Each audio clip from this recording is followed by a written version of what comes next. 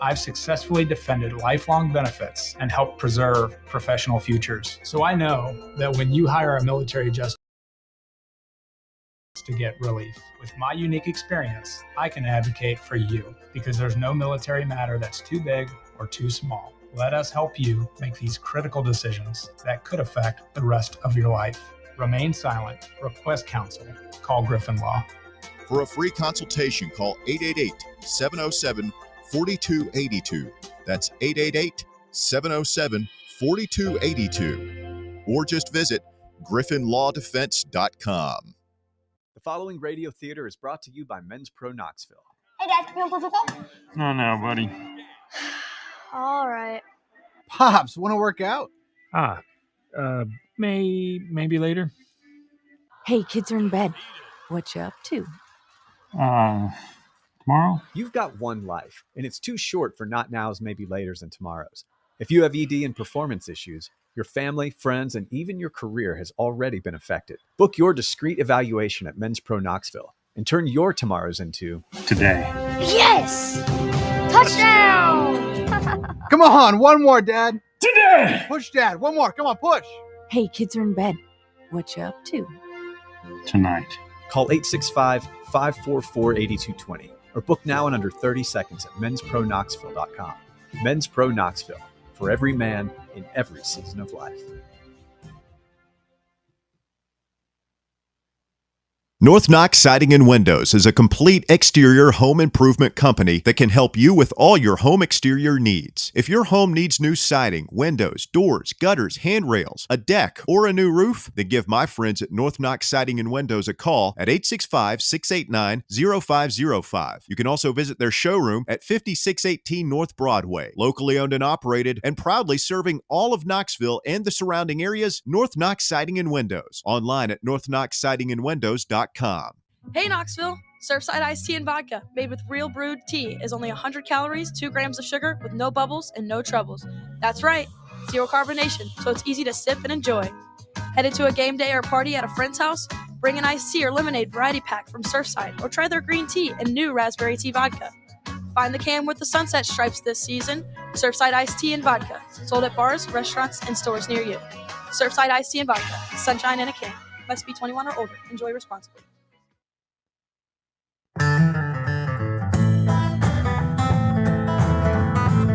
All right, back here on the Playbook, presented by VIP Play. We do apologize for those technical difficulties. Got it fixed during the break. It seems the computer kind of disheveled right before we came on, have everything set up. But we appreciate you listening along with us. Appreciate the people in the chat as well, reminding us what was going on. But Landon Kelly says, I just want to hear Williams' freezing cold takes. Yeah. I mean, I will say, all publicity is good publicity. Yes. I mean, it looked stupid, but I tweeted that out. Jaguars are up 29-10 with 11 minutes to go. Yeah, you should. And we're playing Davis Mills. So, again, we'll talk about that one tomorrow. But for the people that did not hear when we came on, you can go ahead and do it again, Brett, if you want. Oh, yeah. Okay. Yeah. Duval. I like the laughing in the background because it works for today, especially. Yeah. That's a tough one, man. That's a division rival. Yeah, we don't need to get into that one. Yeah. Well, we'll continue talking about this week as this is a pivotal stretch for Tennessee football coming up. We'll talk Jaguars tomorrow, folks. But Tennessee does enter a pivotal stretch in football. 3 games left to go. New Mexico State on Saturday. Florida, that's now a flex spot for kickoff time, 3:30 p.m. Eastern time, 7 or 7:30. So I think we'll get a better grasp depending on how these games round out this weekend. But I anticipate right now that will be a night game as the other games in the SEC are not very good and everyone else is playing Taco Bell Tech.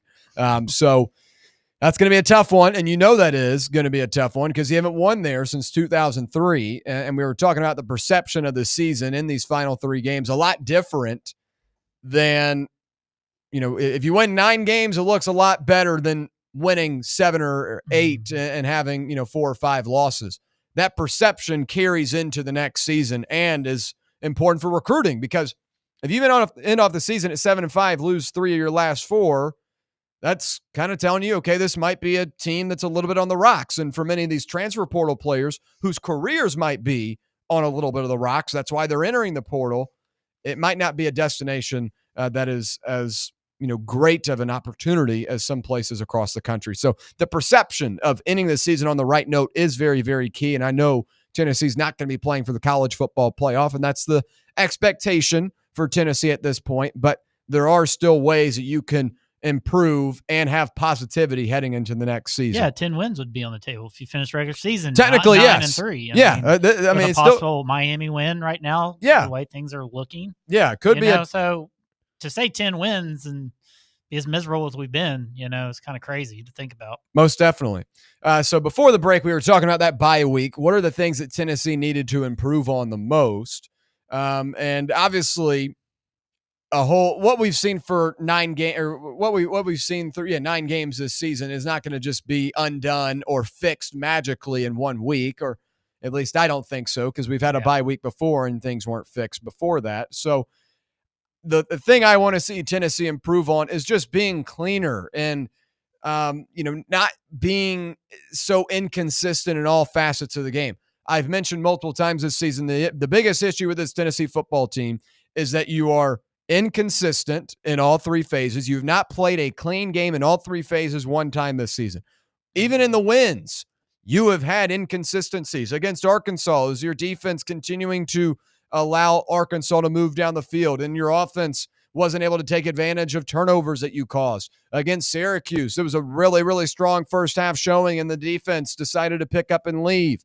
Against Mississippi State, obviously your defense scores 14 points. Your offense puts you in winning position with a game-winning drive, but you allow them on the first possession of the game to muff a punt, and then you had another really bad special teams moment. There have just been so many inconsistencies this season. It's not going to be fixed in 1 week, but I want to see at least 2 facets of the game be really clean. I mean, it's hard to – I mean, it's ridiculous that we have to beg for that. But, we need 2 sides of the football to be really, really clean. And the defense is going to be inconsistent. That's just the characteristic of this team. I think the offense, you have a lot more insurance with, a lot more, they're going to do their thing. But special teams has continued to be an issue as well. So just be good in 2 facets. And if it's both offense and defense, hopefully the special teams just goes away into abyss. May not see much special teams. Exactly. Honestly, Exactly. And that's what I was trying to kind of reference there. But obviously against New Mexico State, you have to take it with a grain of salt. This is a Conference USA team that is 3-6 on the season, and the Conference USA is not that strong this year.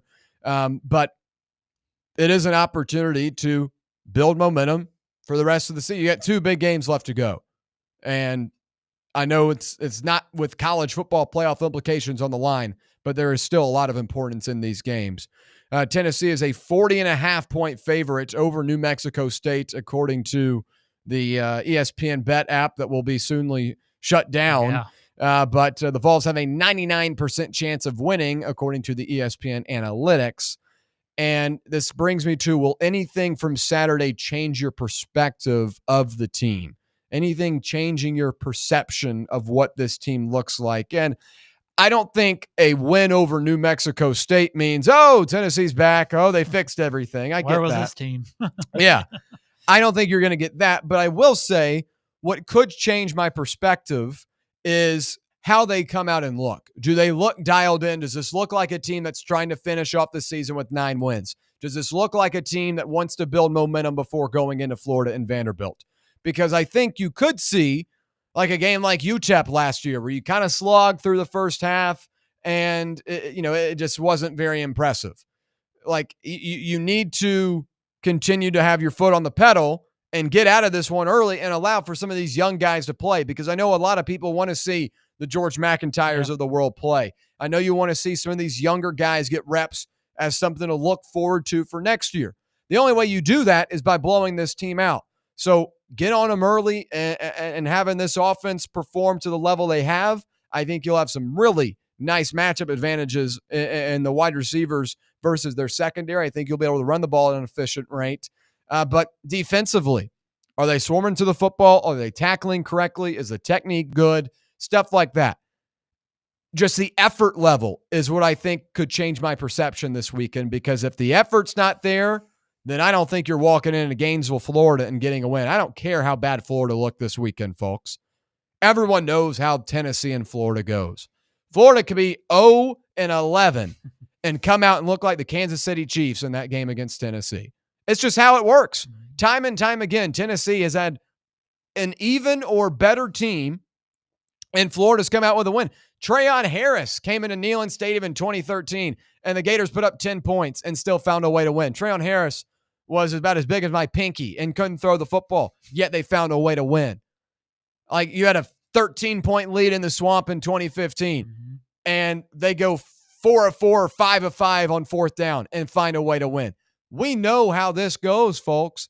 I don't care if DJ Lagway got benched. I don't care if they've got 23 players that are probably going to be out. They are still going to be an issue, and those fans inside the Swamp are going to be there, and they're going to be loud. So the perception from New Mexico State that I will take away from is the effort level and what these guys look like heading into the final 2 weeks of the season. What about you guys? Anything from Saturday that could possibly change your perception of the team?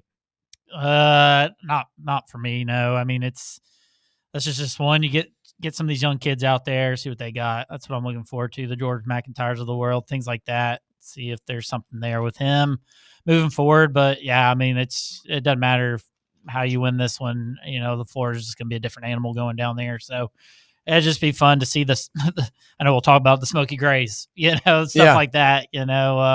On last time we'll see some of these seniors out Neyland, things like that, the little things, so, but I'm really not going to take much from this game, so just good to see him back out there, I guess. Garrett, what about you? Yeah, I mean, I agree. I mean, you could win this game 80-0, and it's still a bottom tier FBS team that you're playing. And I said, they haven't won a game in a month, so I think the only perception that you could take from this game would go in a negative facet if you take anything. So you should go out there and dominate the trenches, dominate the game.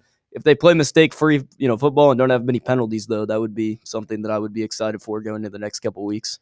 Kickoff is slated for 4:15 p.m. Eastern Time from Neyland Stadium. The game will be broadcasted on the SEC Network, and Tennessee football will break out the 4th edition of its smoky gray alternate uniforms this Saturday afternoon. The 2025 uniforms are a tribute to Tennessee's volunteer spirit and the state's reputation of service in the United States military. And we'll get in what do we make of these smoky gray uniforms, and those on the YouTube chat, feel free to hop in the comments section, give your opinion on it, and we'll read it out here in a second. This is something we it got leaked out this offseason. It was about 4 weeks before the season, and the jerseys leaked out. It was like in a Dick's back lot or something like that, back in the back of the store, whatever it may be. And they leaked out, and they were not very popular at first. Now, I feel like when you mix in that they have military ties, you can get around it a little bit better because there's a purpose and a reason. But I still feel like the OG Smoky Grays, and I'm not talking about the Adidas ones. I didn't like the Adidas ones. I thought those were gross. But the OG ones from 2015, 2016, and you played them, you wore them against LSU back in 2022. I love those. Those are cool. The 2023 ones were an acquired taste, the Artful Dodger ones, and you played Austin P in that one. It didn't play well, so they're kind of forgettable. I actually liked last year's. I thought last year's were kind of cool. It was the TriStar State tribute. You had the TriStar on the side. I like those. Yeah. That was probably my favorite one out of the three. This one, I think the meaning behind it is cool, but I don't know. I'm just not a huge fan of the design of it personally. I don't know. I just feel like Tennessee's uniforms right now, the white, the orange, the black, is just pretty structured, and I think it's a clean uniform. This one's just got a lot going on. But again, I'm not dismissing the purpose of them and the deeper message, but not my favorites. What do you guys make of it? I don't mind them. I kind of like them personally. I just had to do a refresher on them again. But yeah, I like the helmet. I like the way the helmet looks personally, and yeah, I probably not my favorite one. I think the 2015 is my favorite as well. But yeah, these I think they're all right. I really do. I think they're pretty clean for me. So Garrett, what about you? Yeah, they're okay. I like the meaning behind them, like you said, with the military ties. They're definitely not my favorite rendition of them that you've done. I like the 16 ones that you wore in the Music City Bowl, and then I like the ones that you wore in 22. Obviously, winning ties, going into Baton Rouge and taking over their stadium, they play a little bit of a factor into why I like those so much, but I think those are my two favorites. These are fine. They're better than 2023, in my opinion. I thought the 23 ones where you had like the orange top thing, I wasn't a fan of those. Yeah, those were those ones you played against Austin P and the Artful Dodger. the video was cool. The video was cool. That they did for these was cool. There, yeah. Well, they do a good job. They always do a good job with these in terms of the rollout. I mean, that Tron rollout 2 weeks ago was awesome. Yeah. And I've never even seen Tron before. Maybe I don't know. Maybe I should, but I didn't realize that was kind of like the Tron theme song that went along with it. I thought it was cool. Tennessee athletics always does a good job with their rollouts in terms of their video production. And this one was no different. So obviously this one on Saturday, 4:15 p.m. Eastern time on the SEC network. Tennessee and New Mexico State will continue to briefly get ready for that one. Obviously not a whole lot of talking points as this is a really bad opponent, but it is important nonetheless for Tennessee to come out and get a win and do it in an impressive way. We'll switch over now to Tennessee hoops as University of Tennessee men's basketball team turned in a 95-56 victory Saturday afternoon against Northern Kentucky at Food City Center. Number 18 Tennessee, now 2-0 on the season, was led by 20-plus for the final 21 minutes and got a game-high 23 points from forward Nate Ament, the most by a freshman for the Volunteers since November 24th, 2022.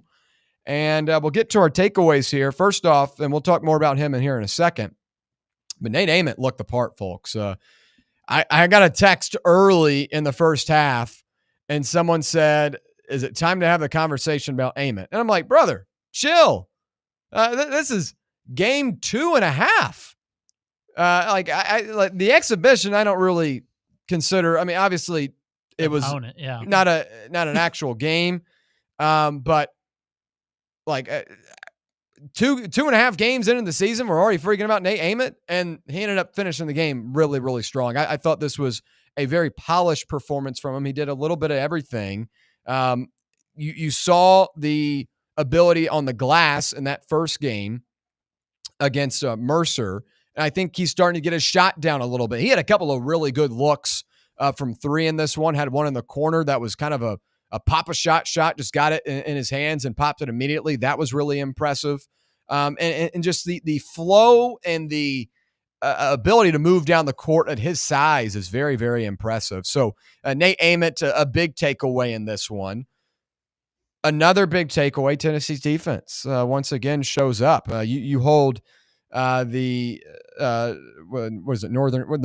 Norse, I should say. You hold the Norse to 21 of 58 shooting. That's 36%, 9 of 30 from three as well, and 5 of 13 from the free throw line. You had a dominant edge in paint points again, 37-9 margin and bench points. Tennessee, I think, has a lot of depth down low. And I think defensively, you already know what Rick Barnes' teams are going to look like. But now with a bigger and more deeper and interior presence, you can go to a lot of different guys and get the same type of production. In years past, like last year, Felix Okpara gets into foul trouble and you're a little thin. Now, Felix Okpara can afford to get into foul trouble. Obviously, you don't want him to, but like Dwayne Brown looks the part. Jalen Carey, a bruiser, a guy that can bang around with anyone. JP Estrella continues to look really good. Cade Phillips, you've got the depth now down low to have those big advantages on the glass, but also have that interior presence to make it really difficult for teams to drive inside, forcing a 9 of 30 Ledger from three. So I thought the defense was really, really good as well. Obviously, there's not a whole lot you can take away from games like these, but JP Estrella had 12 and 5 in game one. Those were both career highs for him. In this one, he had career highs of 17 and 11. So he doubled, his production in game one. What's next? Are we going to have 34 and 22 from him in the next outing? I don't know. But JP Estrella being back and healthy, getting back in rhythm and game flow is really important as well. Adds to another valuable depth piece inside the paint. So continue to be impressed with him. Finally, a very small takeaway here. But Jacoby Gillespie, obviously, he had a 20-point performance as well. He was really good. His first 20-point performance since March 16th, 2025. He's got some bunnies. I didn't really realize that. He had that one dunk that he took coast to coast, got a steal. I thought he was going up for a layup or was going to dish it off. He's got some bunnies. He jumped up and slammed one down. Jacoby Gillespie, I know, is going to be sometimes in the background of Nate Ament because Ament's a little bit more of a spectacle, but Gillespie was really, really solid too. And I didn't realize he could jump like that. I misinterpreted his ability. A really nice dunk in transition. Your takeaways, Brett? I didn't get to see a whole lot of it. Wasn't overly concerned with seeing a lot of it. But it just, the highlights I saw, I mean, you handled your business, played with a little more pace, a little more purpose, shot the ball a little better, different things like that. So, I mean, you're just still trying to figure out pieces, and you had a new starting five Saturday as well. You inserted Cade Phillips in there for carry, I believe. So, I mean, it's just getting these guys comfortable playing with each other and things like that, and getting in a rhythm. But overall, this is what you kind of expected in that Mercer game. So to see kind of improvement from game one to game two was obviously pleasing, and Nate Ament, looking more comfortable by the minute, and you got 3 left till the real season gets started, with Rutgers and Houston. So continue to grow and get better. And it was a good performance on Saturday. Garrett, what about you? Any takeaways from Saturday?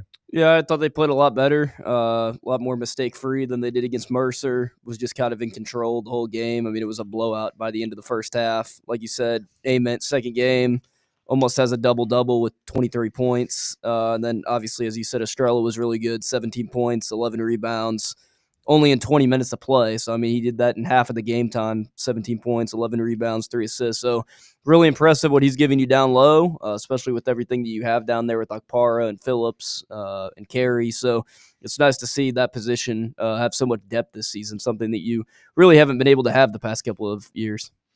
Yeah, let's talk about Nate Ament because he shot 6 of 12 from the floor, 9 of 10 from the free throw line, scored 15 of his points during a second half stretch in which he went 4 of 5 and a perfect 7 of 7, respectively, from the field and the free throw line.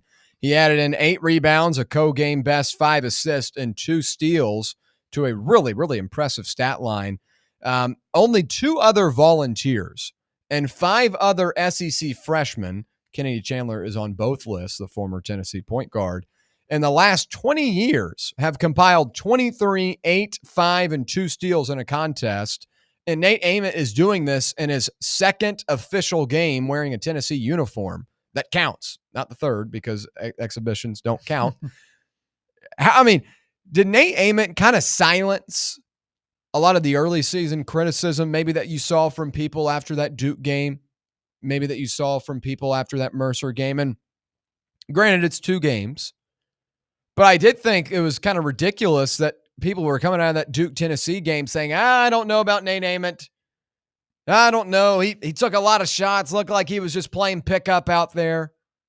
And look, Boozer is a hell of a player. And it's tough to go up against a guy like that and be compared to him. But, I mean, Duke's got a good team. There's no doubt about it. But everyone has an off night, and Ament just wasn't able to get a shot going against the Blue Devils. And against Mercer, it was a little bit of the same thing. He was able to get to a couple of spots, just missed shots. I thought Saturday was the type of Nate Ament that you need throughout this season. If you can get 23 and 8 from him in a big contest and consistently in SEC play, then Tennessee is going to be right in it, folks. They're going to be right in it because he has to be your best player on this team. He has to be the MVP. I think Jacoby Gillespie right now, still the best player right now. But over time, as we move into January and move into February, I think Ament could be that guy, and I think he has to be for Tennessee to make it into the second weekend of the tournament and beyond. But I was never one of the criticism that we saw early, and it might not be from everyone. And you might be saying, William, where are you getting this criticism from? But there were some people. There were some people saying, I don't know about Nate Ament. Kind of looks like he might be a little bit of a miss. I think Saturday shut most people up, and if they didn't watch it, you should, because he looked the part. And that type of stat line, only 5 other SEC freshmen, only 2 other volunteers posting that stat line in the last 20 years. Pretty impressive. Do you feel like Nate Ament silenced critics for at least the time being, granted only 2 games?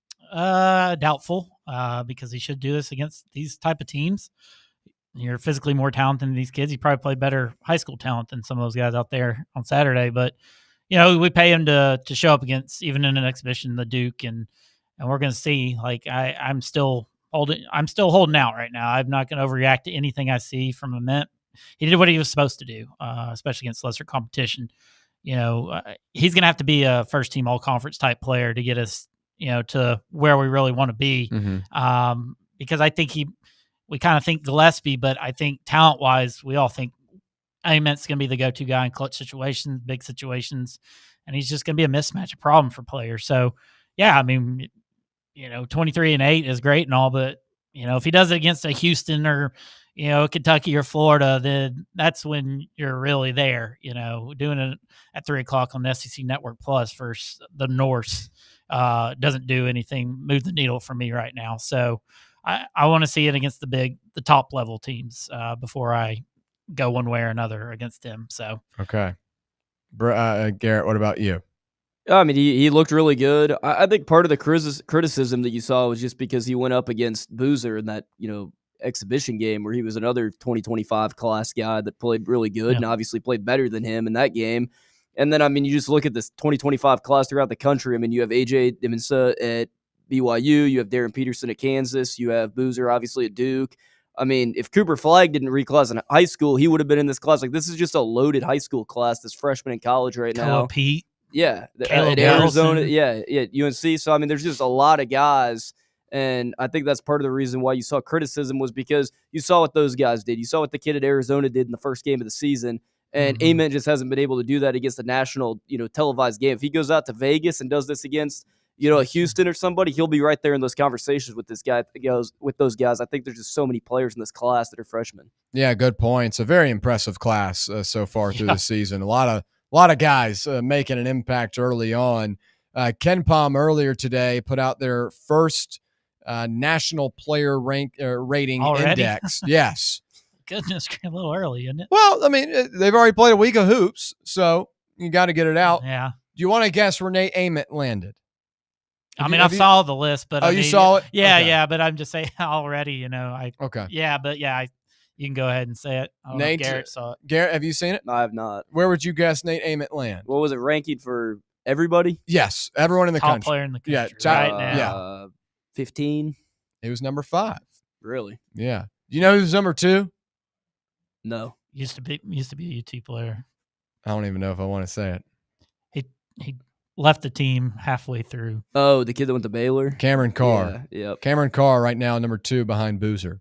Can you imagine both those guys are still on this team? Or both Carr and Ament were on this team? I hate to think about Carr even being on last year's team. Well, I've got a basketball group chat that I throw all my news in, and I sent that screenshot earlier, and they were like, no offense, but they were like, can we just stop talking about Cam Carr? I was like, well, if he would have stayed, though, you probably wouldn't have gotten like a couple of the guys or one of the guys out of the portal. So, sure. I'd be gladly take Cam Carr on any of those wings you want to mention right now. Yeah. But you never know. If you could have had Gillespie, Carr. But I'm saying like he was on the team last year. Like, I know. He would have been a huge help. He could have put you over the top against might be somebody. one, but hey, Tennessee Tennessee still made an Elite 8 last year, and if the price to pay is Tennessee makes an Elite 8 and Carr gets to have a successful regular season, then it is what it is. But yeah, and look, Coach Drew does a great job with the Bears. I'm sure he has implemented a lot of great things for Carr. He's their best player. I know, which is crazy.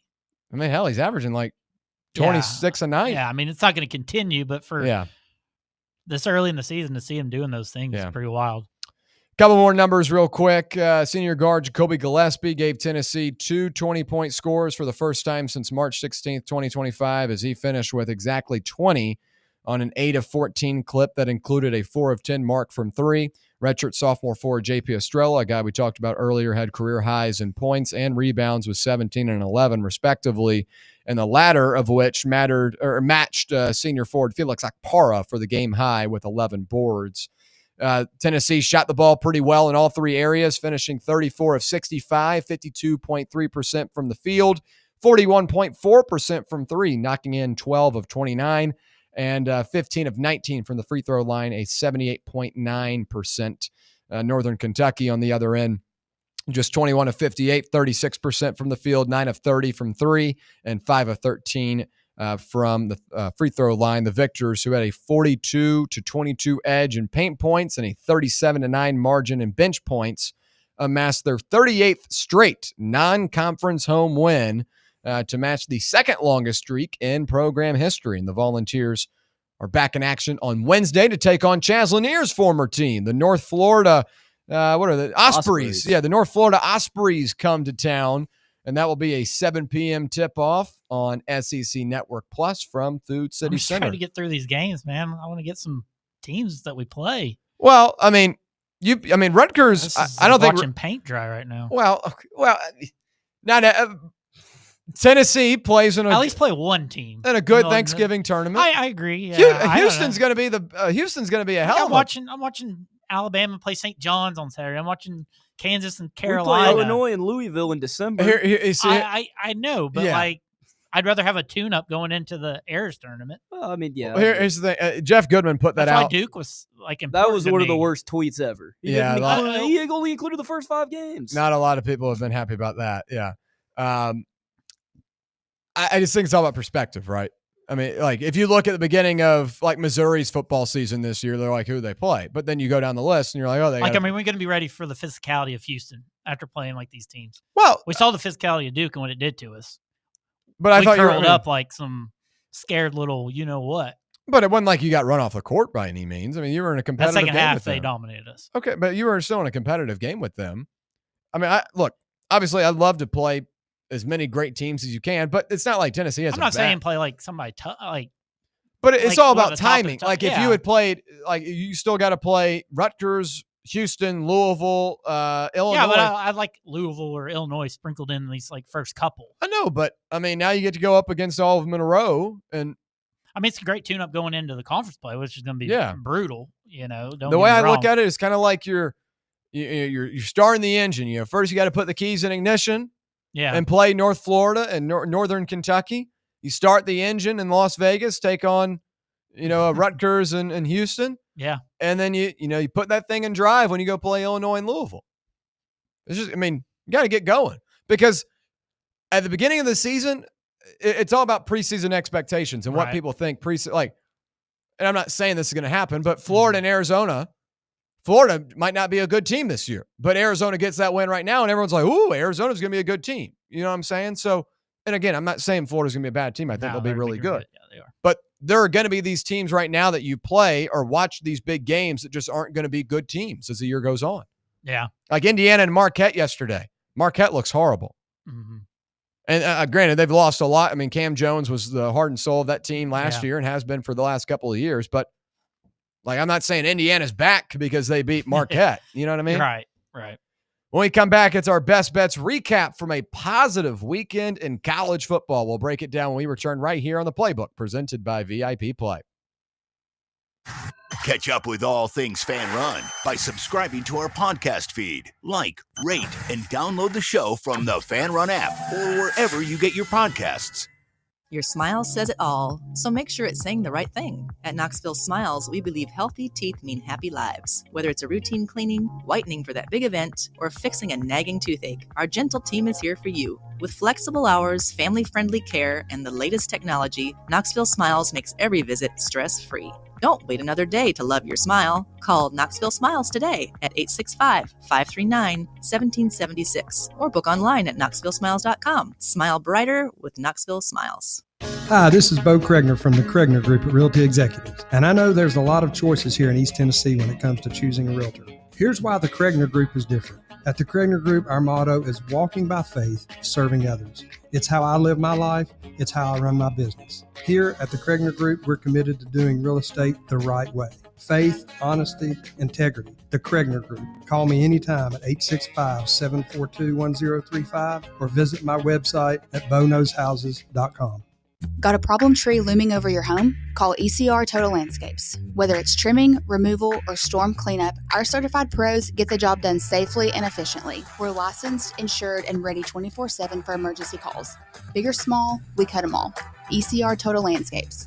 Call now for a free estimate, 865-384-2012, and mention promo code FANRUN for free stump grinding on any tree removal now through the end of the year. Also, visit us at ecrtotallandscapes.com. Hey, folks, if you're in need of a lawyer, you need to call my friend Jerry Givens. I've known Jerry since high school and can personally vouch for him. He's East Tennessee through and through, and if you're going through a divorce, bankruptcy, or a DUI case, you'll need someone you can trust on your side to help you navigate the local legal system. You can trust Jerry Givens. Call the law offices of Jerry Givens today at 865-801-9250 to schedule your free consultation. That's 801-9250. Dick's House of Sport at Westtown Mall is a destination devoted to sport, and it's your destination for exclusive events and experiences.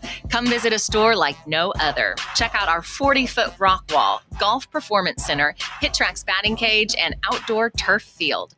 You can now rent our space for private events and birthday parties. Learn more about our events and exclusive product launches on Facebook and Instagram at Dick's House of Sport KNX. Dick's House of Sport, proud partner of Tennessee Athletics.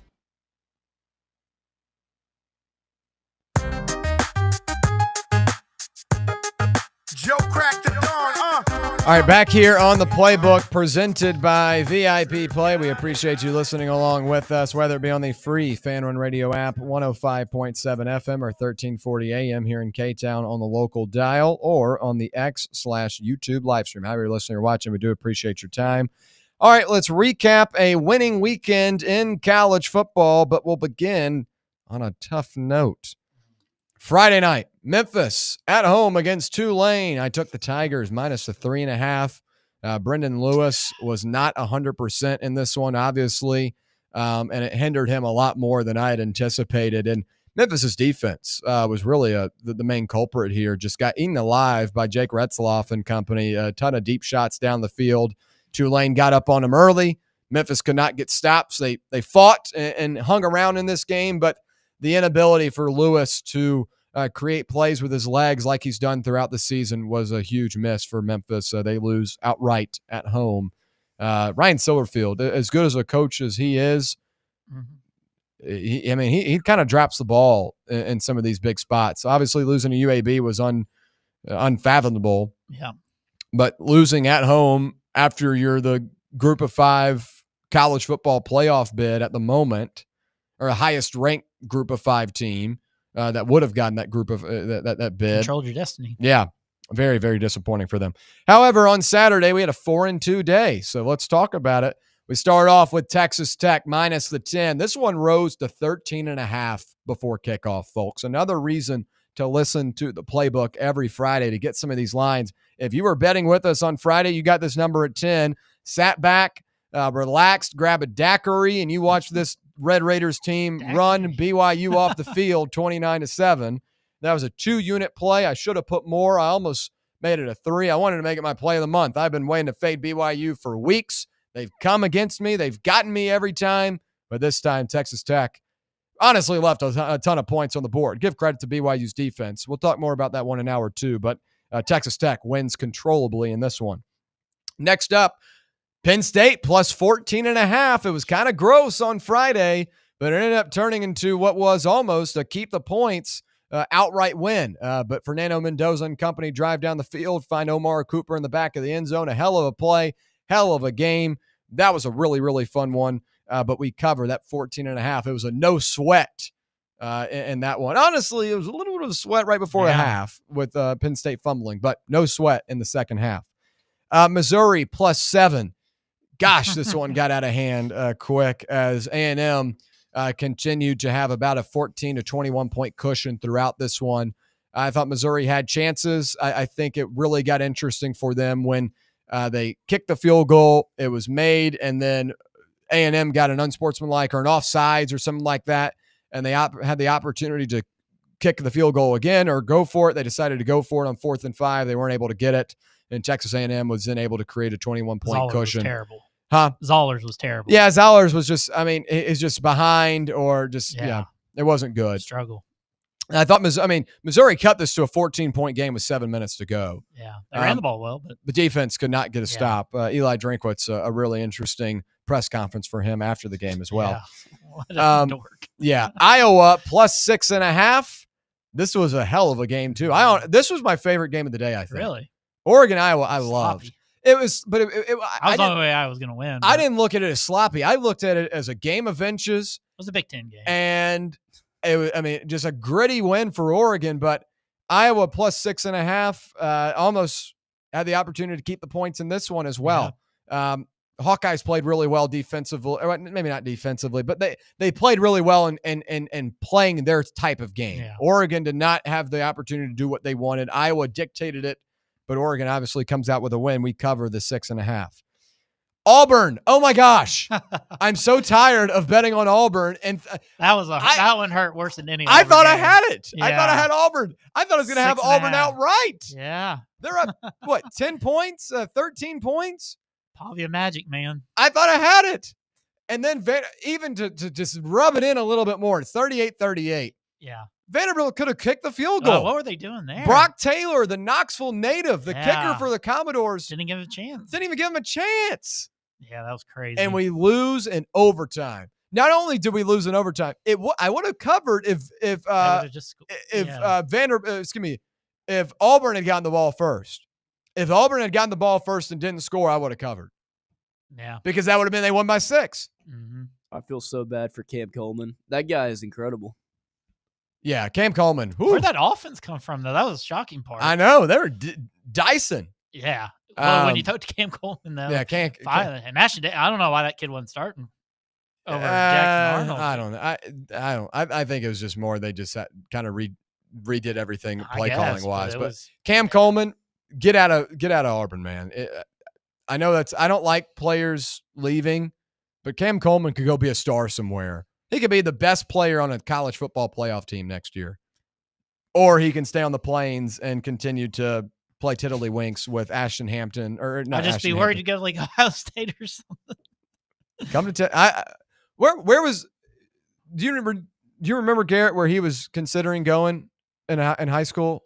Was it Auburn or Alabama? I think he was always pretty locked into Auburn. Is he from there? He's from Phoenix City, which is right next to Auburn. Auburn, I thought he was kind of in between Auburn and Alabama. Yeah. Imagine he goes to Alabama, him and Ryan Williams team up. Yikes! Well, you said Ryan Williams not that good.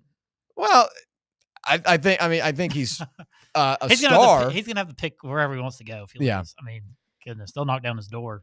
Yeah. If they aren't already. Finally, we wrapped up on a good note. Notre Dame minus 27.5. This line moved 4 points. Are you serious? Yeah. Well, Blake Horvath ruled out for Navy. Okay, yeah. So this one got all the way up to 31. And this was still bet it? Yeah. I had 27.5. I took it on Friday. Before. Yeah, going off the numbers I give on Friday because that's when I lock them in. It's only fair to the people listen. And most of these moved in the correct way. Iowa went down to 5.5. Auburn did as well. So we got really, really good numbers last week. Closing line value was exceptional. And again, if you listened last week, you had a 4-2 Saturday. So really, really strong. We were positive 1.5 units this weekend. No sweep. I thought I was going to sweep for a second. I really did. But Missouri and Auburn had other plans. But anyway. That's crazy. Good stuff. Best bets recap. Coming back on the other side, we'll do our college football week 11 takeaways and AP poll reaction. Stay right here. It's the Playbook presented by VIP Play on Fanrun Radio. Follow us on Twitter or X or whatever they're calling it these days at Fox Sports Knox, Fox Sports Knoxville, Fanrun Radio. Today, we raise a glass of Jameson Irish whiskey to the sport of football. Hear, hear! To Gaelic football, born in Ireland in 1885 in its thrilling blend of soccer, rugby and basketball. On a massive field, 15 players kick or hand pass a round ball to score points over a bar or into a net. No pads, no helmet, no sense. Here, here! To college football, which kicked off in 1869 when Rutgers beat Princeton 6-4 in the Battle of New Jersey. With 11 players and helmets and pads, teams battle on a 100-yard gridiron with explosive pass plays and hard-hitting tackles. Unless you're called for targeting. Here, here!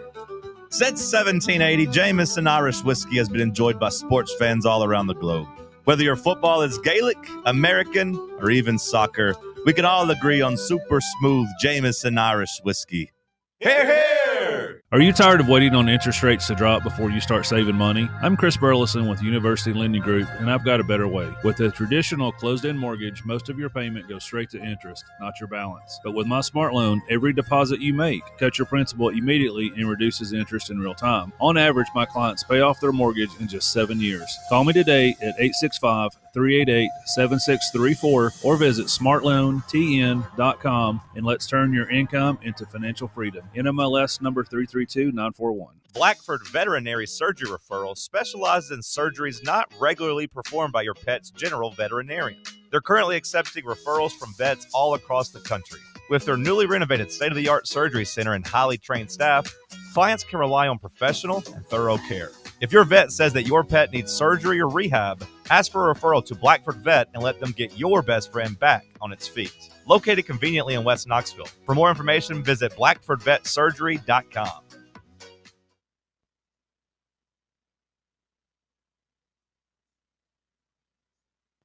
Barley's has live music on weekends, general team trivia on Wednesday nights at 8 p.m., and now live sports trivia courtesy of the Knoxville Trivia Guys every Thursday night upstairs. The game starts at 7 p.m. and is free to play for everyone, so head on down to the Old City and show off your sports knowledge and win gift cards to Barley's. Use those gift cards to buy some delicious food and drinks, and you can take it all in with their wide selection of TVs and indoor projectors. Barley's Tap Room and Pizzeria. You're listening to FM 105.7 and AM 1340, WKGN Knoxville, and W289CU Knoxville, Fanrun Radio.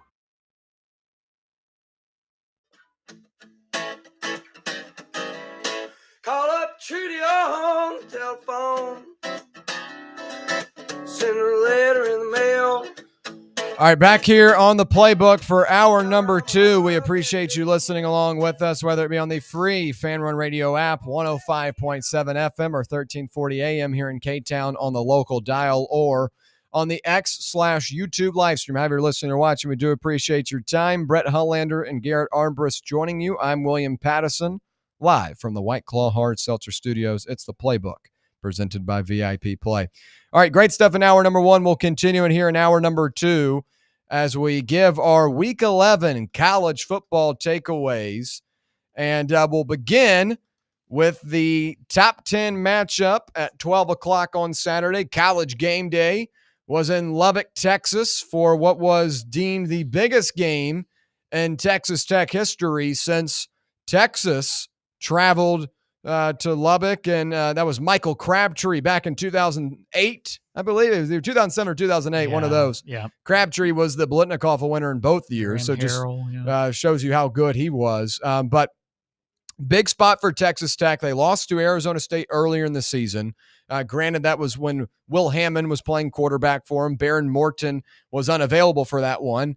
And every game that Morton has been available, Texas Tech has cremated other teams. So I figured it was going to be the same type of deal on Saturday up against a BYU team that I didn't have a whole lot of trust in. I think they've got a great defense, but I think offensively they're very inconsistent, with Bear Bachmeier being a guy that can go for 300 one week, but also go for 100 the next. LJ Martin, I think, is a really good running back, but up against this Texas Tech defense, what does he look like? And ultimately, this one was who can take control of the Big 12.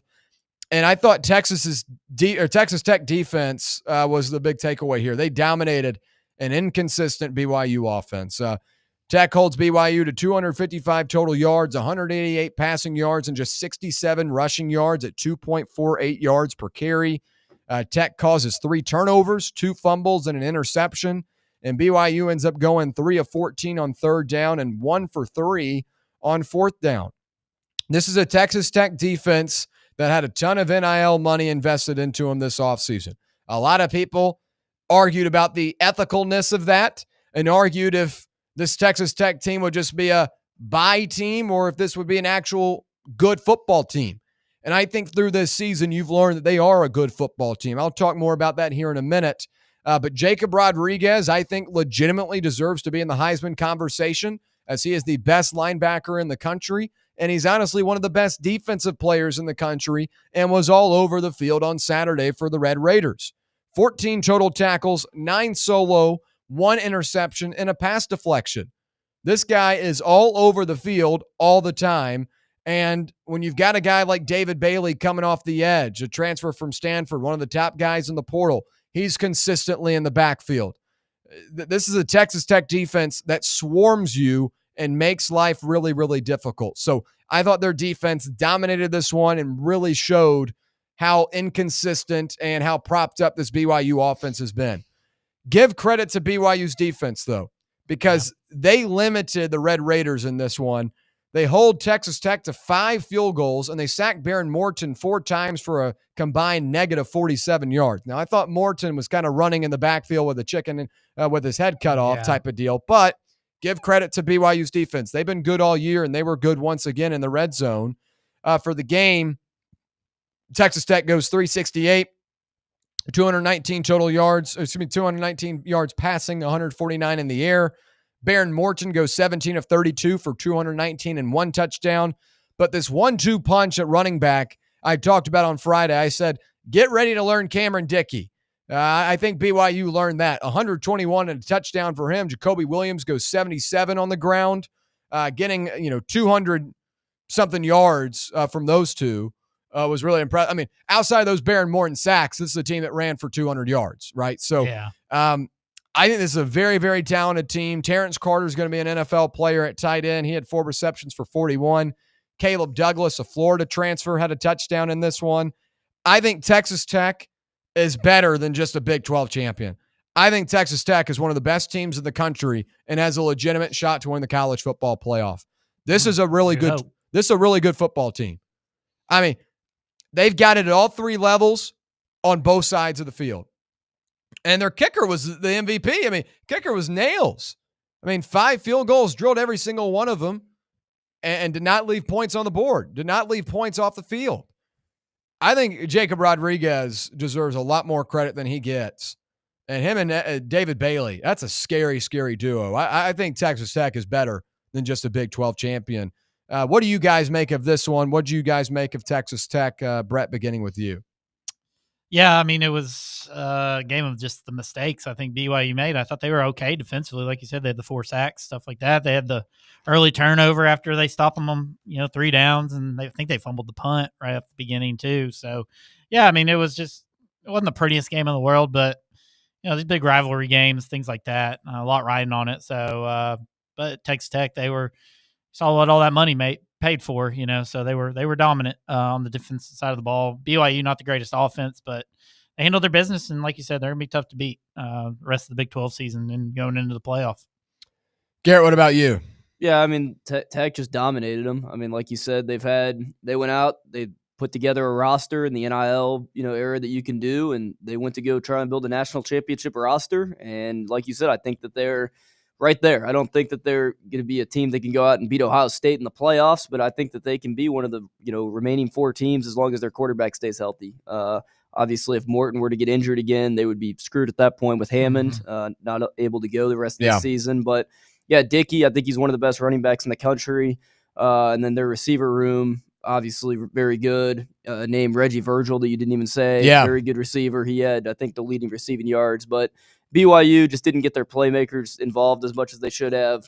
LJ Martin, 3.5 yards per carry on the ground. Chase Roberts didn't really do a whole lot outside of the touchdown. But, I mean, the BYU defense, they kept them in it. They had that big stop at the end of the first half when Tech elected to go for it instead of kicking the field goal. And I thought BYU was maybe going to be able to get back into it at that point. But Tech just stayed too far away, and BYU couldn't crawl themselves back into it.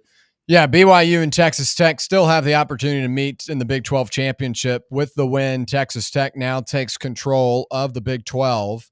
But BYU has a couple of games left to go. TCU this weekend, I don't think is a give me. TCU, I think, got a good, really good offense. They're a 6-3 on the season. They could creep up on anyone. BYU playing that game at home, 5.5-point favorites on VIP play. But as you go down the list, Cincinnati to end the season could get interesting. Now, we saw what Brennan Sorsby looked like, Cincinnati's quarterback, up against that Utah defense. I feel like BYU would be a whole nother level for him, but that could be a tricky game. So not penciling BYU in just yet to be in that conference championship. And there are a couple of teams in this conference still hanging around. Houston had an ugly win against UCF Friday night.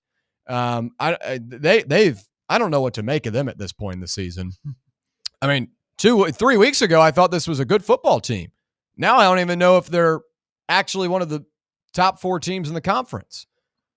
UCF had the 5th string quarterback in. I know. The 4th string quarterback in at the end of the game. I know. It was a very odd substitution from Scott Frost. Yeah, because they had Jackson in. Yeah. And then they just I don't know if he got benched or they brought in, he was the son of some player that went there. And then he played pretty solid. He used his legs on that one play, and then he threw a brain-dead interception at the end of the game. I don't know what that was. It's something with 1:20 left. Yeah, cold off the bench, too. That was very stupid. Well, and TCU lost, though, right? Didn't they lose this weekend? Yeah. But TCU lost, but I'm just saying they're still they're not in the hunt for the championship. But you're just saying it's a tough they're in the game. hunt to beat BYU. I got you. Especially with them coming off a loss and only being a 5.5-point underdog on the road. I look at that one, especially if they get that offense going. But don't count on Arizona State yet either. Arizona State only has those 2 losses in conference play. Jeff Sims, he was really impressive 2 weeks ago against Iowa State. Maybe the presumed. Well, I guess Kansas State was the presumed Big 12 champion by a lot of people heading into the year, but yeah, Arizona State could go back-to-back. I'll say that if they're able to make it. We'll switch over to the Big 10. Number 2, Indiana, Penn State. Didn't really think we'd be talking about this one on Monday, but here we are. As Mendoza Magic sends Happy Valley home disappointed, as number 2 Indiana survives Penn State 27-24. And then coming into this one, Indiana given the 2nd ranked team in the country, that moniker heading into this weekend by the College Football Playoff Committee. Do they continue to flex its muscles as they have in the Big Ten? And what do we see out of Penn State? This is honestly their last big game of the season. Do we see a motivated group? And I thought you saw a motivated Penn State group on Saturday. Penn State played their game. I don't think Grunkmeyer is a good quarterback, but they slowed things down and gave him easy throws. He goes 22 for 38, 219 and a touchdown, did have an interception. But I thought they ran the ball at a really good level, especially for this Indiana defense that's been strong all season. And they didn't force Grunkmeyer to make that many difficult throws. They got to kind of going early, throwing it to the tight ends, intermediately. He had a really nice throw to Trevor Penna down the field.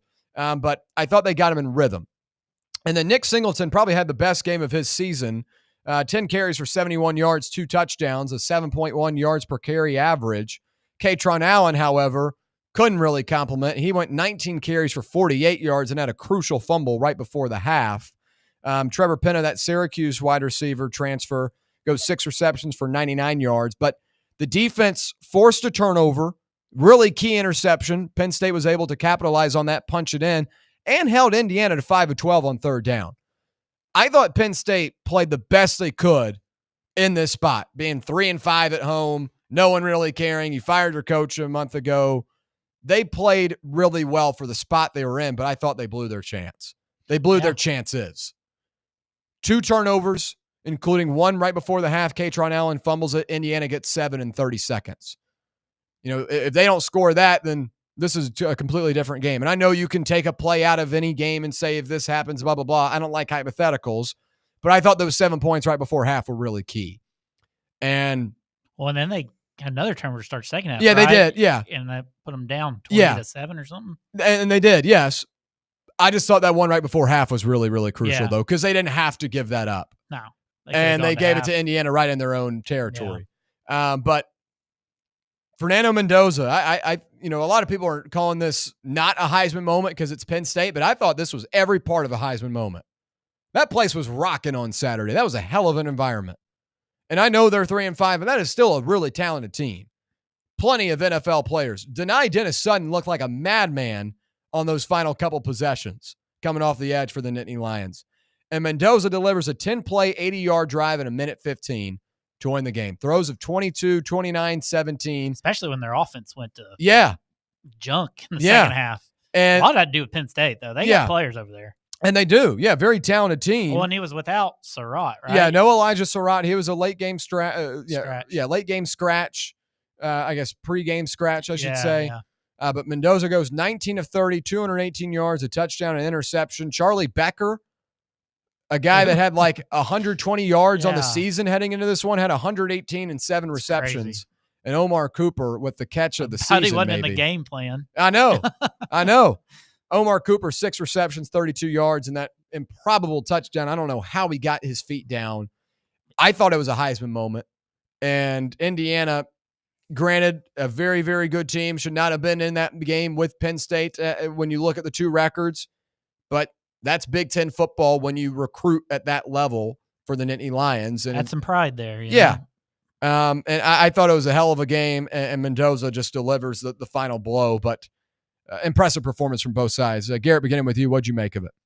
Yeah, I mean, Penn State played pretty good. I mean, that was probably, like you said, as well as they could have played with their backup in. I think if Aller would not have been injured, obviously, had their season gone a little different probably, but they might have been able to even win this game if he was in the game. I think Pena played well. I thought, with the way that he was playing, you could have got the passing game decently active if you had a quarterback that could push the ball downfield, which Aller would have been able to do. But as you said, hypotheticals don't really win you games. But Mendoza, yeah, he was incredible. That drive at the end of the game. The IU defense, though, stopped them. They went 3 and out, used all their timeouts, 2-minute warning, and then got the ball back and had no timeouts and had to go the length of the field. And it wasn't just the pass to Cooper that he threw at the end of the game. I mean, he threw multiple seams right over the middle there on that last drive. And then the one sideline pass that he threw, I mean, he did not make a mistake in that last drive of the game to get them to score a touchdown there. Very impressive, especially without their running back that's been really good. Hembry this year didn't really do a whole lot in that game. So for them to be able to rely on Mendoza like that, who hasn't been playing his best football over the past couple of weeks, to on that last drive have his best drive of his career, very impressive. Yeah, that Charlie Becker kid too. He had a couple of those big catches. I think he was the one on the sideline, correct? Yeah, I think he was. Yeah, and he had one in the middle of the field too that was really big. I mean, I don't know why this guy wasn't playing before. The catch he made on the sideline was improbable, almost as improbable as Omar Cooper's. But Mendoza, I think he's a little corny in the way he talks, but I think he has a ton of passion, and he did something like this last year at California too. They had a big win. He's a very emotional player, but I like that, and a guy like Indiana needs that. A guy like Kirk Cinetti needs that. He's an emotional guy. So Mendoza, I think. Did you see his quote? Like they asked him about playing Penn State. He's like, they haven't played this team. Yeah. It was classic. Yeah. Penn State didn't panic either. Like they stuck to what they probably should have been doing all season, giving those 2 horses back there.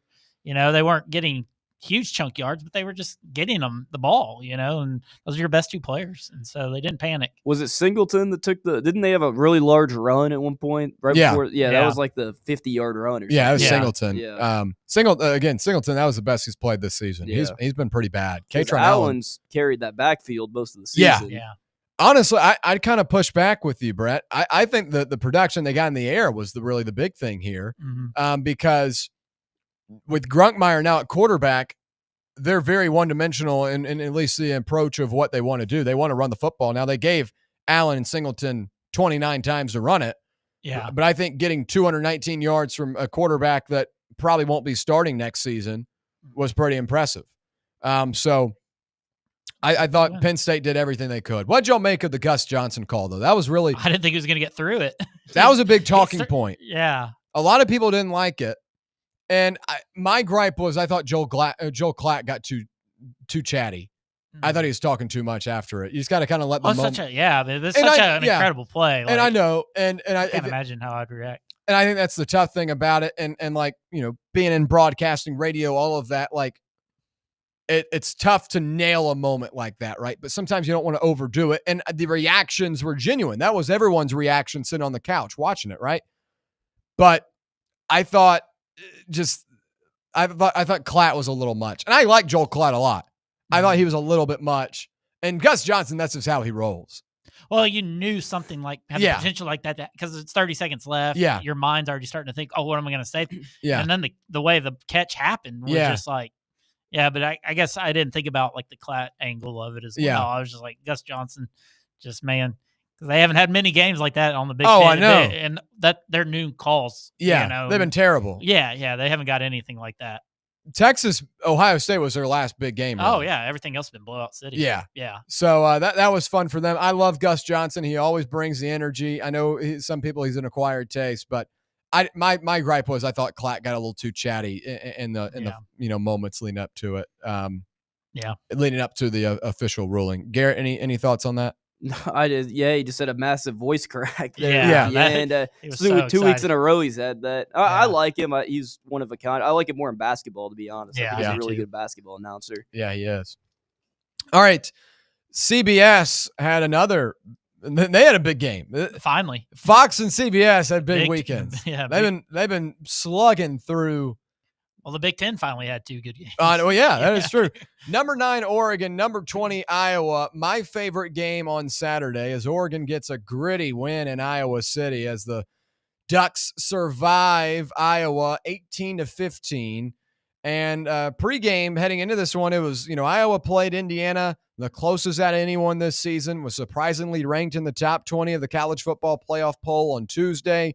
Could they snag a signature win at home to stay alive in the college football playoff race? Only 2 losses on the season to Iowa State and Indiana. Could they stay alive? And Oregon, they're kind of stretched for opportunities down the stretch. USC will be a good one, a good opportunity for them, but really their strength of schedule, strength of record isn't that strong. Iowa would have been a big one. So a big spot for both of these teams. And my takeaway here is that Oregon played Iowa's game and found a way. Dante Moore, if I had told you heading into this one, he goes 13 of 21 for 112 yards and an interception in the red zone, you would have probably said, damn, Oregon lost by 14 plus. But instead, Noah Whittington goes for 17 carries for 118 yards. Jordan Davidson goes 8 carries for 52. Dante Moore goes 4 for 46.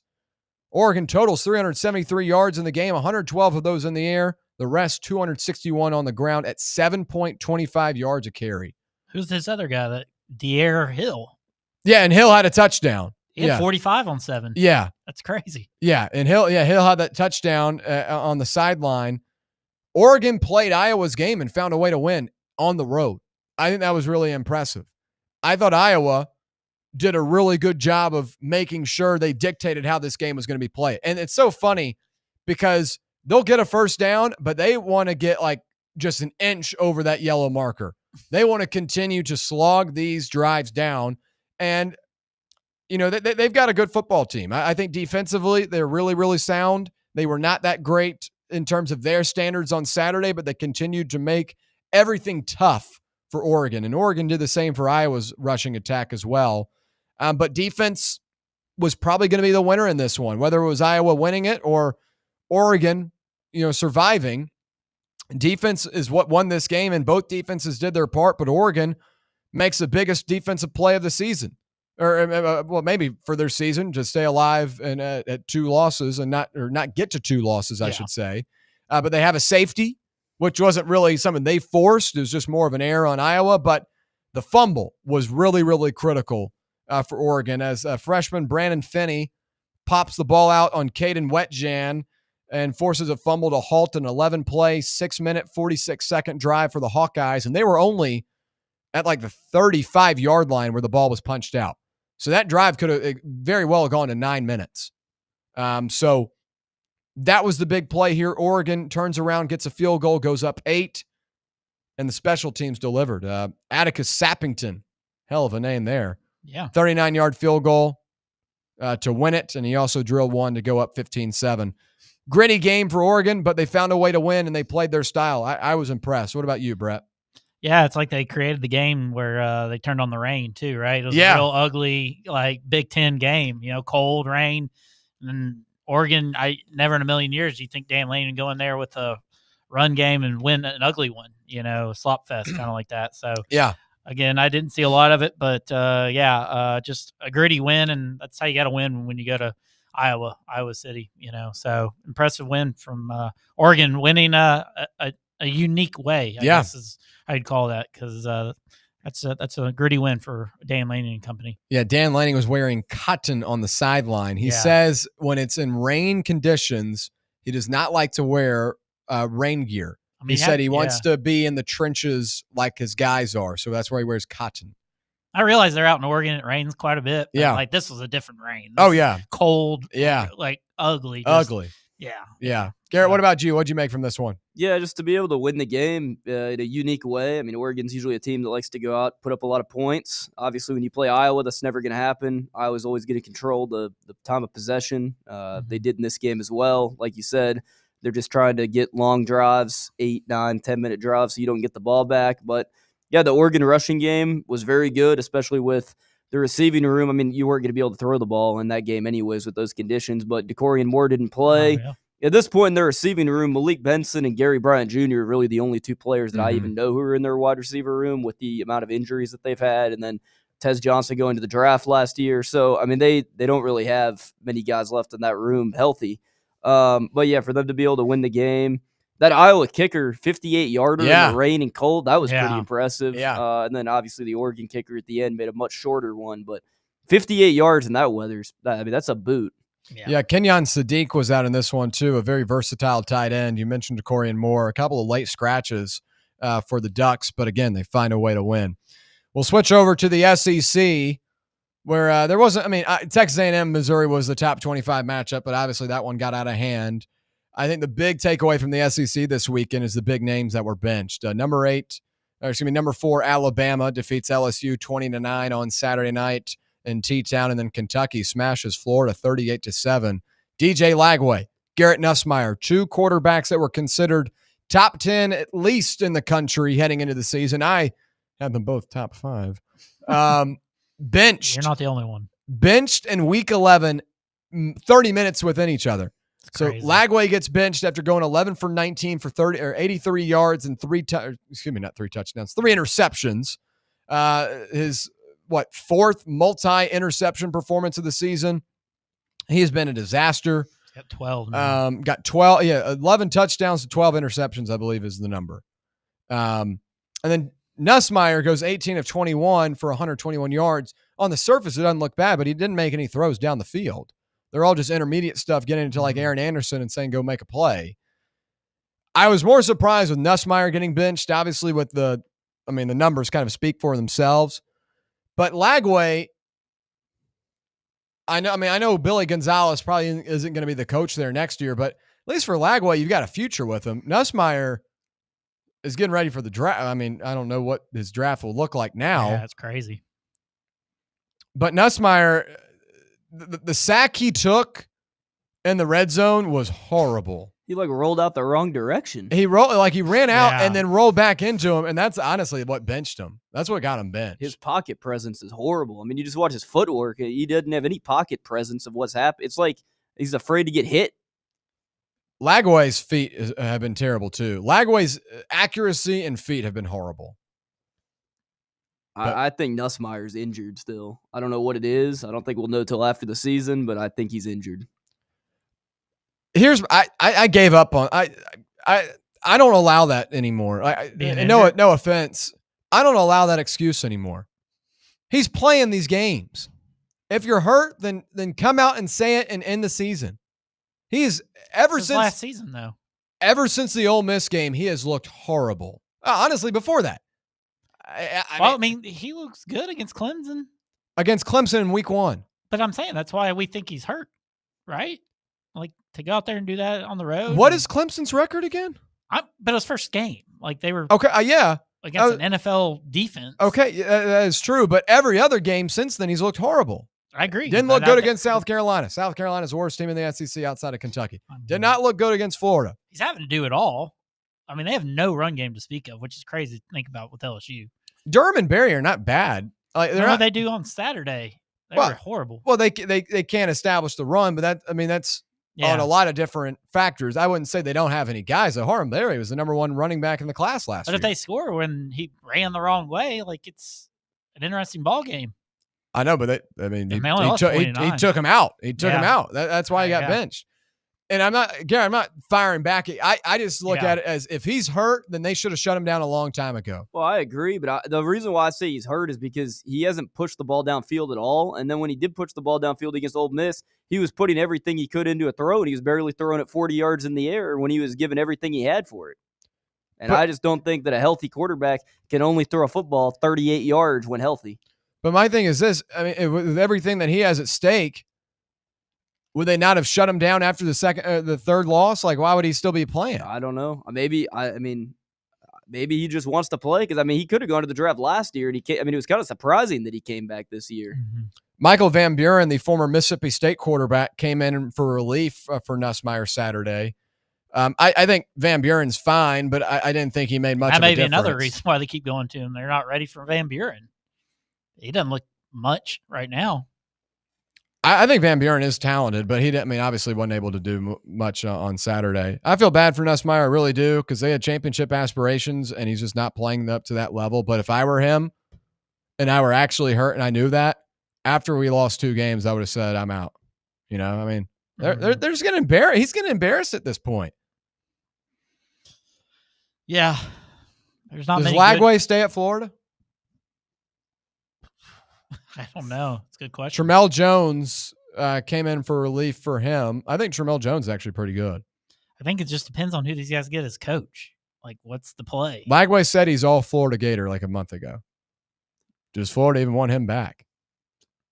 I don't know. Are you willing to throw in the towel on Lagway? I'm not going to say anything about Lagway until we get past that game because he's liable to go out there and shred our defense. Well, it scares me. I'm interested to see who starts this week. If Jones starts, he'll finish the season. Who do they have this week? Ole Miss. Eugene Wilson is out for the season with a foot injury too. They're gonna be down 20-something guys Saturday. Lagway was just, even last year when he played really good, he still had an interception problem. And then this year it's just been exasperated. He's thrown probably definitely upwards of 20 interceptions now in his career. Yeah. Landon Kelly goes, we'd like Lagway to be a Vol next year. My thing with Lagway is his footing. I think his footwork's horrible.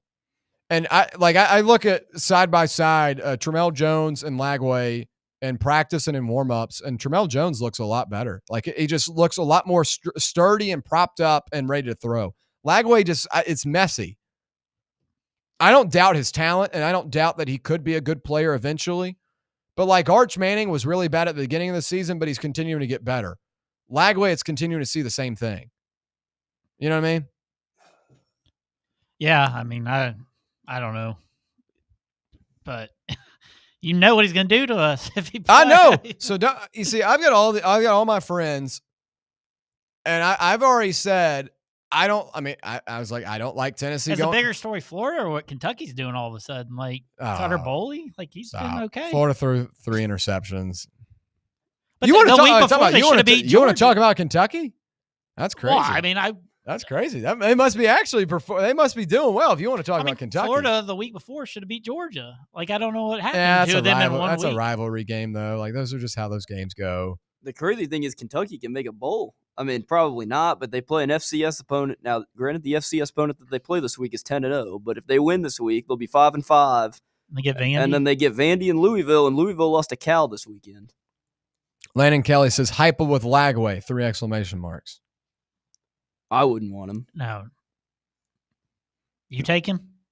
I can't stand his footwork. I'm not paying him. What are you going to have to pay him to get here? I'm not paying him big time money. Someone's going to do it, You know how much a slap in the face that would be to have a 5-star quarterback come in and McIntyre come back, and then you said, nope, we're going to bring in a guy who threw 12 interceptions last year. I'm not agreeing. I'm not saying I bring in Lagway. I'm not saying that. I wonder if Dan Mullen gives him a call. Say, hey, I should have had that job. I should have had that job originally. I could see him out at UNLV. Come play for UNLV. Poor Alex Orgy. Where's he originally from? Texas? Yeah, he's from Texas. Go play for Rice. Ooh, that'd be interesting. Go run the option. Yeah. You wouldn't have to Like throw it. Texas Tech pay him? Yeah. Huh? Texas Tech pay him to come Texas down? Tech wouldn't want him. Texas Tech's going to go get Lenore Sellers or something this offseason. Hey, my bold prediction right now. Okay. 2:33 on November 10th. Mhm. Lenore Sellers will be a So Miami. he's not going pro? Lenore Sellers will be a Miami Hurricane next year. Sellers isn't going to go pro? No, I don't. I don't think he's done it. Like he hadn't had enough good tape this offseason. It's not a great QB class, though, right? He's got to be a first-round pick.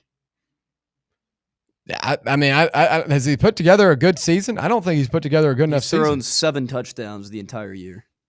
I understand. I mean, his is he still a team first- is Miami's not- Miami's gonna go give him not- $6 million. We got to hit a break, but Miami's gonna give him $6 million. $6 million? Are they getting him $1 million for a touchdown pass this season? If they add one more, it'd be. Good Lord, that's good luck. But with Lenore that. Sellers with a good offensive line would be good. Yeah, he's a good quarterback. He just doesn't have help. Yeah. All right, we'll come back after this. Stay right here. It's Playbook presented by VIP Play. For the fans, by the fans. This is Fan Run Radio, Knoxville. For over 3 years, Crumble Cookies has served the Knoxville area. From Clinton Highway to Parkside Drive, even our friends out in Maryville have reached you, our fans, with the best cookies in the game. This fall, Crumble is gearing up for yet another fantastic season. Whether you're tailgating or looking for a pick-me-up after getting the kids from school, Crumble has you covered. Download the Crumble app to check out this week's rewards and features. And stop on by. Tell them Fanrun sent you, but don't miss the cookies. Ball fans, reimagine your home at Broadway Carpets and Flooring for any remodeling or building needs. With a variety of carpets, rugs, hardwood, vinyl, and stone, Broadway has all the flooring and installation options you're looking for, including pet-resistant products like Pet Perfect Carpet from Shaw Floors. Visit their showroom in downtown Knoxville or the location in West Knoxville located on Kingston Pike near Pellissippi Parkway today. Yeah, it's another day, but what kind of day is it really? A day of doom scrolling? Laundry day? Nah, it's a White Claw day. Light and refreshing tasting, uniquely cold way filtered. There's an iconic flavor for everyone. So grab a pack, grab your friends.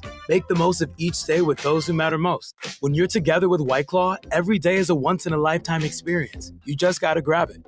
White Claw. Grab life by the claw. Please drink responsibly. Hard seltzer with flavors. White Claw Seltzer Works, Chicago, Illinois. Yeehaw! I've been hooting and hollering ever since I started betting with the VIP Play app. VIP Play has more than 200 leagues, every bet type you can imagine. Live betting and live hosts, all with 24/7 support from real live people when you need them. Start betting better with the VIP Play app today. Don't be a better, be a better with VIP Play today. Download VIP Play today or head to VIPPlayApp.com. Make sure you use the promo code FANRUN to take advantage of their welcome bonus and so they know that we sent you. Gambling problem? Call 1-800-8899-789. Must be 21 or older and located in Tennessee to bet. A brand built in Tennessee and born from the love of the game. Inward Half revolutionizes golfing comfort. Crafted by a former pro and dedicated enthusiast just like you, our luxury performance wear guarantees you stay cool and comfortable through every swing and every day. We're not just a brand. We've set out to create a lifestyle for those who understand that impeccable style and premium performance are a hole-in-one.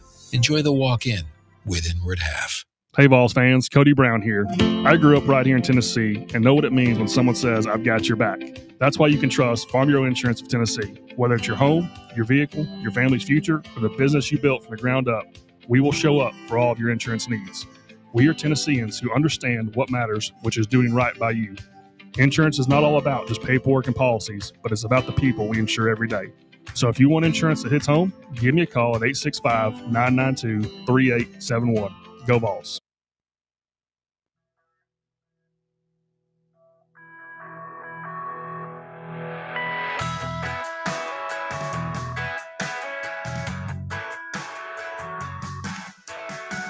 All right, back here on the Playbook presented by VIP Play. We appreciate you listening along with us, whether it be on the free Fanrun Radio app, 105.7 FM or 1340 AM here in K-Town on the local dial or on the X/YouTube live stream. Have your listener watching. We do appreciate your time.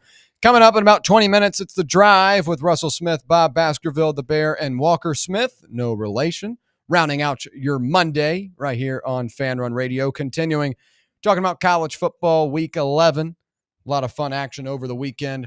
Couple of minuscule things, and we can get back to talking some of those quarterbacks because we do have some questions on the chat. How about UConn, Garrett? How about UConn? I saw you put out a post earlier today on Twitter about their quarterback, slipping the name. Joe Fagnano. Yeah, Joe Fagnano. 7th-year quarterback, 25-0 touchdown interception ratio. Wow.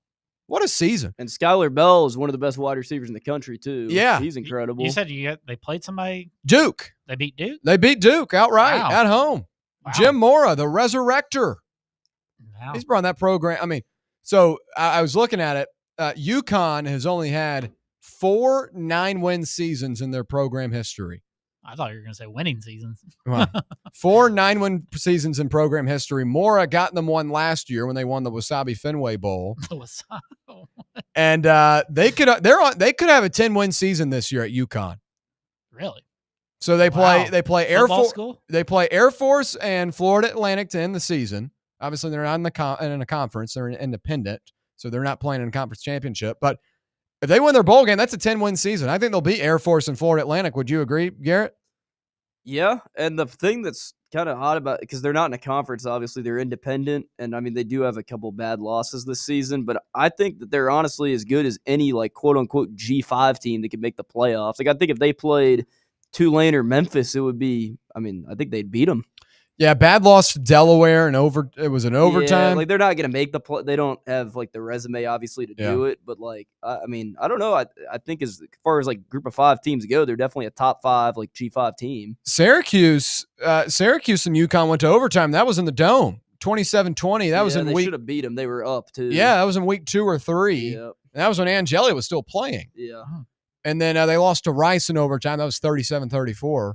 But 25-0. That's pretty remarkable. yeah. 7th. Where did he start off? Do you know, He was Garrett?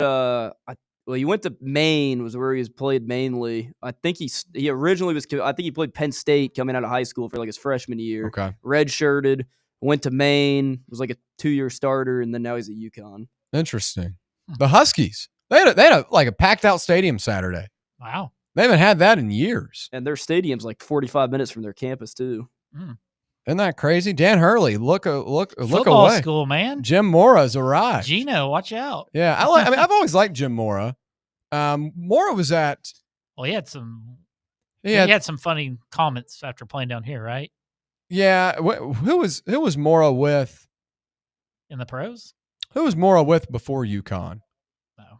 Was it Garrett? Who am I thinking of? Well, I mean, obviously his dad was one that's had the most success. Yeah, I mean, obviously his dad very successful. He was at UCLA. UCLA, that's what I Yeah, thought. yeah. UCLA, was he there?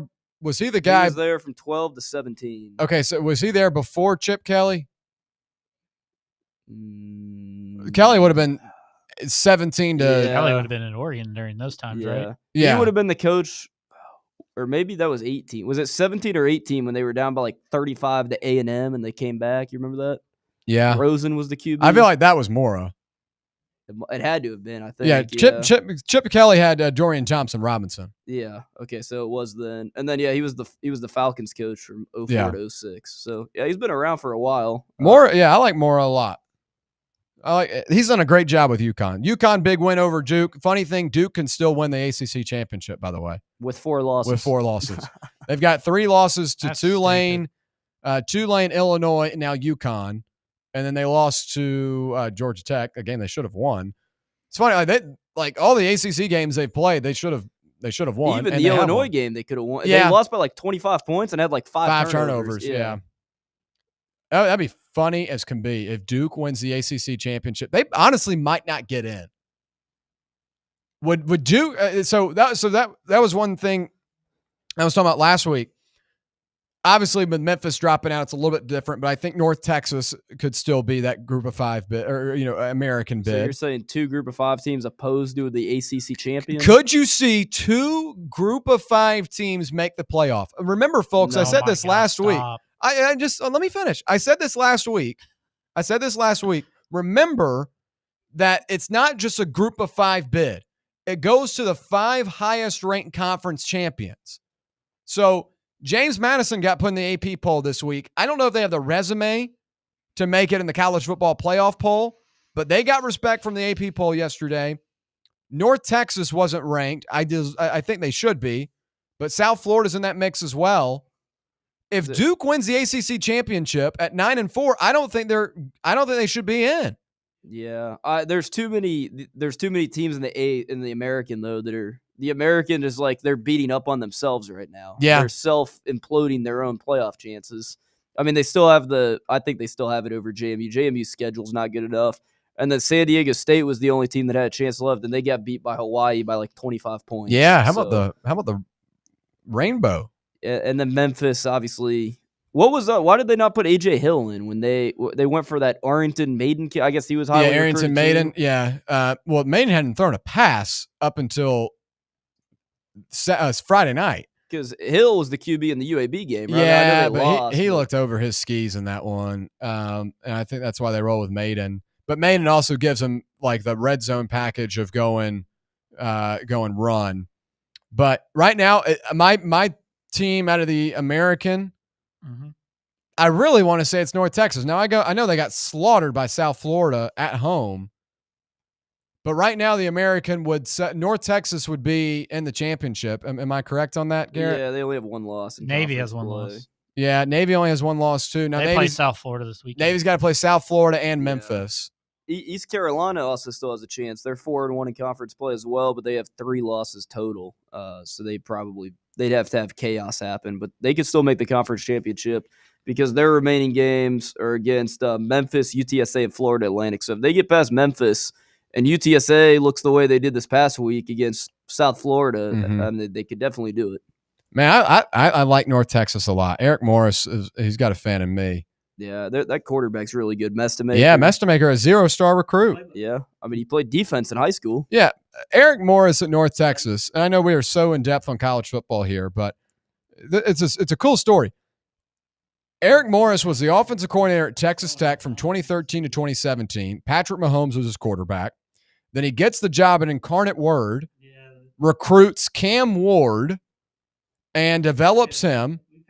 Goes to Washington State, brings Ward over, recruits John Mateer to come to Wazoo, and then he leaves and takes the job at North Texas, and he's got a 0-star recruit that made one quarterback start in high school, and he's one of the best players in the conference and one of the better ones in college football at quarterback. Eric Morris is incredible. Yeah, I think next cycle he'll get a better job. Or no, I shouldn't. I don't like to use the word better because of how much I like the Group of 5, but he'll get a Power 4 coaching job in the next cycle. Yeah, so I feel like Silverfield. He is not. He doesn't win the big Silverfield loses one he should win and loses a big one. They always lose a Navy every year, and they've got the better team than Navy. Yeah, but then it also seems like they beat an SEC team every other year too. So I don't know. It's like if they would have lost to Arkansas, but then they would have won this past week. Like I feel like Memphis fans would be more happy because then they would they weren't expected to beat Arkansas. They were expected to beat Tulane. Yeah, they lost to Tulane, but Retzloff was so good in that first half. I mean, his one incompletion was a drop by his tight end wide open. Yeah. All right, we got about 3 or 4 minutes before the break. We'll sneak in Rusty real quick. What's up, Rusty? Hey, man. How you doing? Good, buddy. I'm super warm out here, so I know I shouldn't say a word about weather. I'm glad you brought it up. It's very interesting that even San Diego State, like if they end up 11-2 and Tulane 11-2, for instance, and Duke somehow, which Duke's not going to, Duke's going to lose like 2 or 3 more games. But if Duke did end up getting to 9-4, I mean, I think most I think the committee would go San Diego State and Tulane at 11-2 as conference champs over a 9-4 Duke as a conference champ. I think that's interesting. Rusty, you say they're going to lose 2 or 3 more games. They've got Virginia at home this weekend. I don't think Virginia is very. I mean, we saw Virginia look. Yeah, Virginia's mid. So they got Virginia at North Carolina, and then Wake Forest comes to Duke in the final week of the season. Those are 3 winnable games. Wow. Yeah.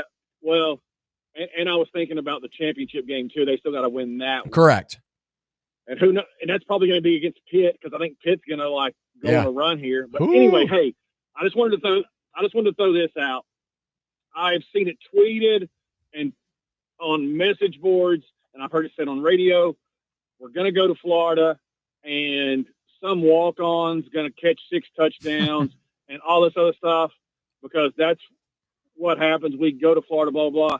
And I'm just going to tell people our fan base and our coaching staff and our head coach needs to develop a little Kurt Signetti about them and us.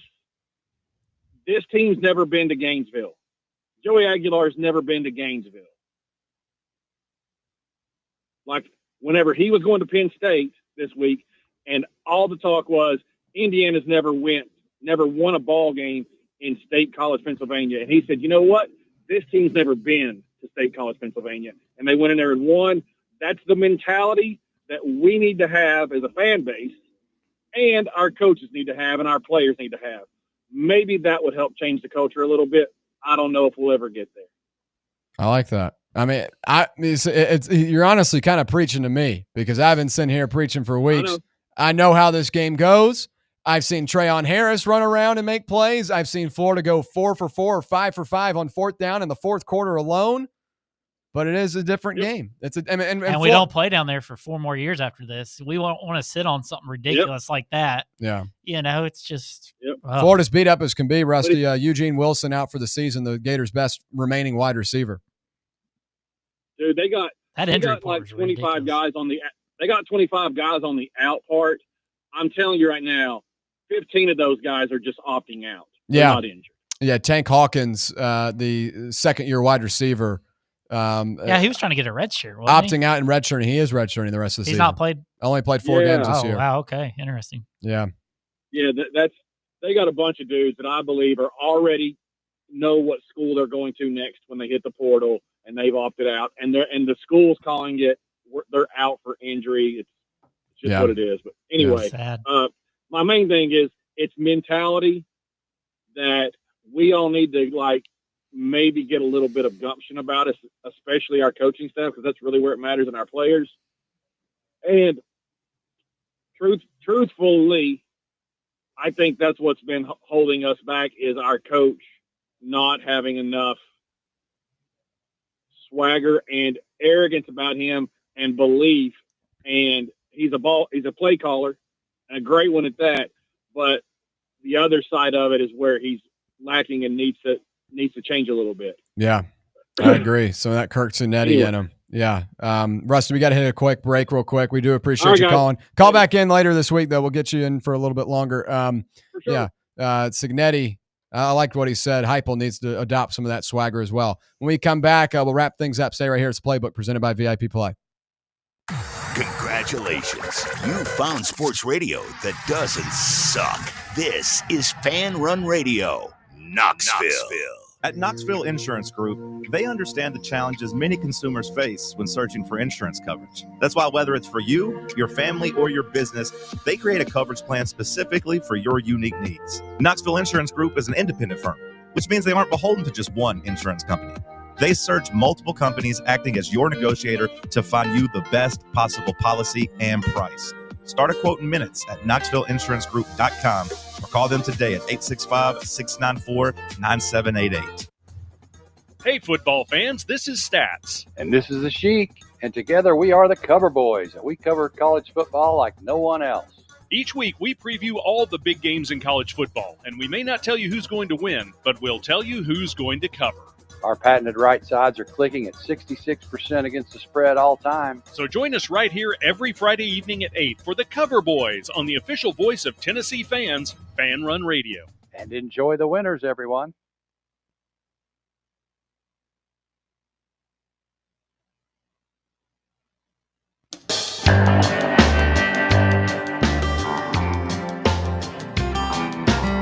All right, final thoughts on this Monday from K-Town. We appreciate you hanging out with us. Coming up in about 7 minutes, it's The Drive with Russell Smith, Bob Baskerville, the Bear, and Walker Smith, no relation, rounding out your Friday, or excuse me, not Friday, rounding out your Monday here on Fanrun Radio. For you, man. Well, Are you going out of town? Didn't tell us? No, I was trying to say Fanrun, and I just it slipped out with Friday. But I will say, in college football season, these weeks fly by. So it'll be Friday before we know it. Final thoughts real quick as we talk about the calendar. Josh Pate put out something yesterday, and it kind of shocked me for a second. Sunday was officially the midway point from the start of college football season to the national championship game. So we're at the halfway point of the college football season right now. Bowl season lasts so long. Yeah, that's crazy. I love it, though. For a college football, I love it. Yeah, no, I do too. Because I've got something to talk about for the next, 3.5 months. And obviously basketball. Yeah, obviously that makes it go. Well, I'm just talking about for yeah. My personal fun. Like this year was like my first year of just transitioning to full-time college football in terms of my own stuff. And like now I've got stuff to talk about. And are you an FCS playoff watcher when it comes I'm not on? an FCS guy, but I am a sucker for the bowl games. I don't give a damn if it's Ohio versus New Mexico State. I'll watch it. Myrtle Beach Bowl, sign me up. Wow. The one of my favorites has become the Hawaii Bowl. The Hawaii Bowl, and they played in that little ass stadium. It was awesome last year. It was awesome. Went 5 overtimes. Hell, I was sitting there at Christmas dinner shaking. I had a South Florida money line. I'm sitting there shaking at the table. William, put your phone down. Gambling. Mom probably getting mad at you. Yeah, well, spend hours making all this food and you're on your phone. I was running back and forth. The game lasted so long. Thankfully, I watched the end of it by the end of dinner. But bowl season's awesome. I love it. What we got? 7 to the. Honestly, it lasts a whole month. You don't think there's too many? No, there's not enough. What? Every team you should get a bowl. No, I'm kidding. Not every team, but I would be if that was a thing. I'd say I'd be all for it. Bowl eligibility is a big thing. 6 wins and you're in. Go have fun. I love it.